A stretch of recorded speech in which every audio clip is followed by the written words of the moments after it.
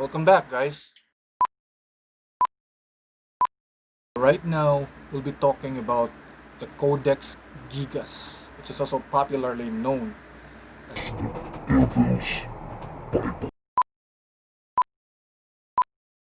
Ano nga bang meron sa misteryosong librong ito that even scientists are baffled? Yes, this book exists.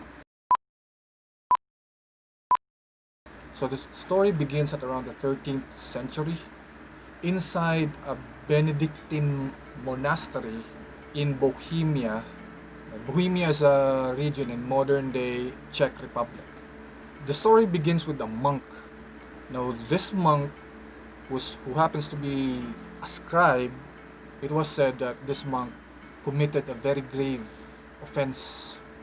So the sentence was he was to be bricked up inside a wall, alive, starved to death. So in order to convince the officials in that monastery, he offered that he, in exchange for his life, will make a book.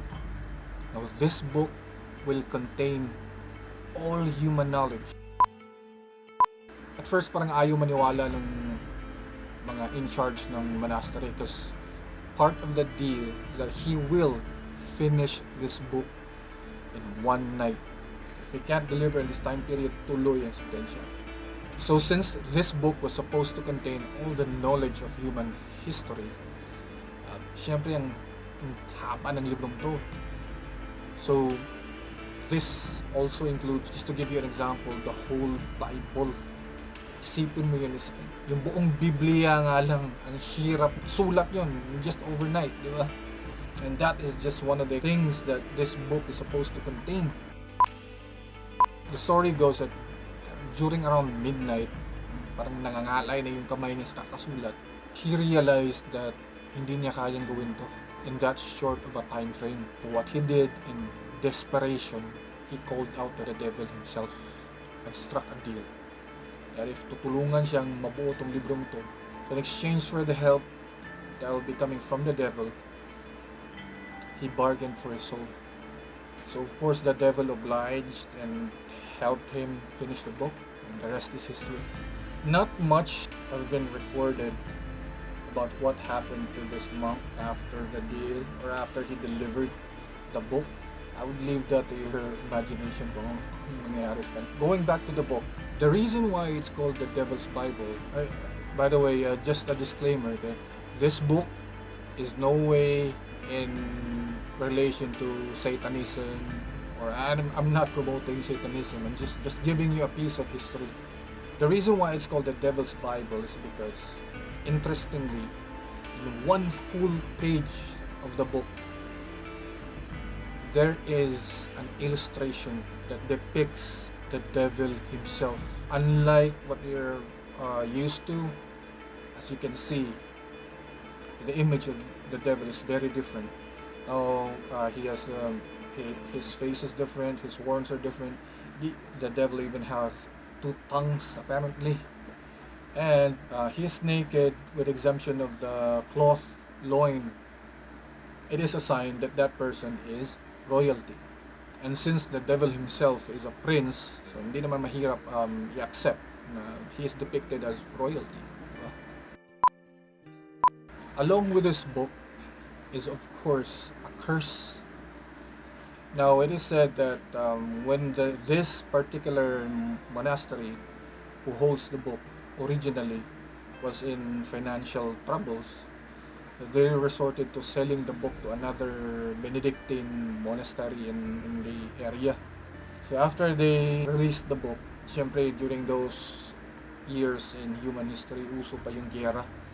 So after they released the book, parang nasira yung monastery na yun dahil niransak ng kalaban.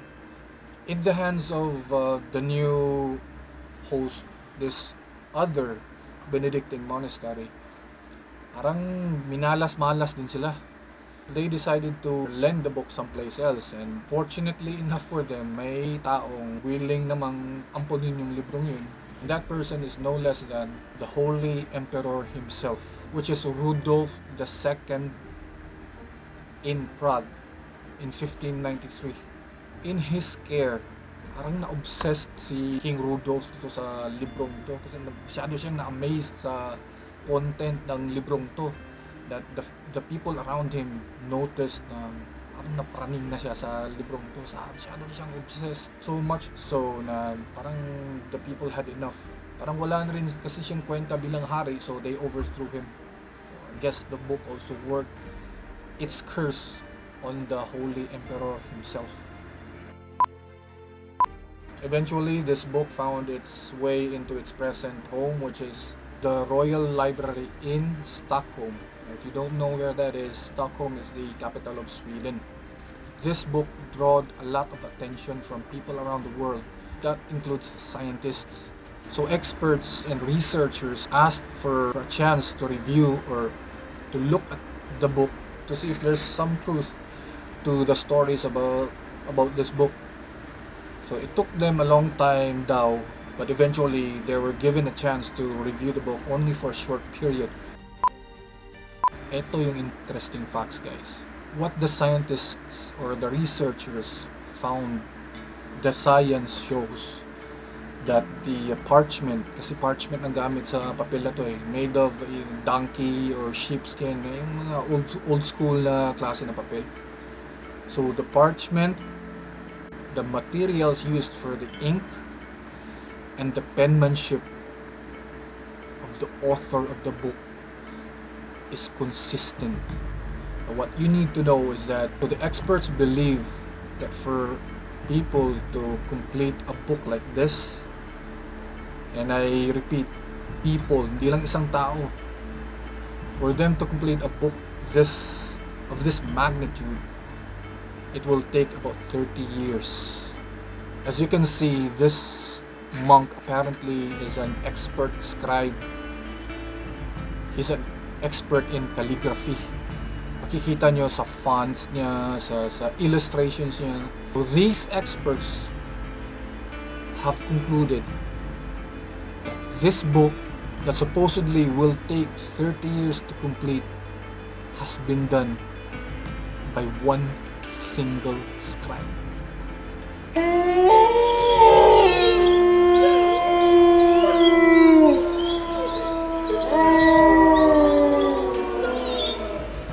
By the way, guys, I forgot to mention that apparently this book is missing 10 pages. So you can only guess, I think, either yung mga monks doon sa one of those Benedictine monasteries have taken those pages, or baka si praning na Holy Emperor Rudolph ang nagtago nun, di ba? Ano kayang knowledge meron doon sa 10 pages na yun? Bakit tinago, di ba?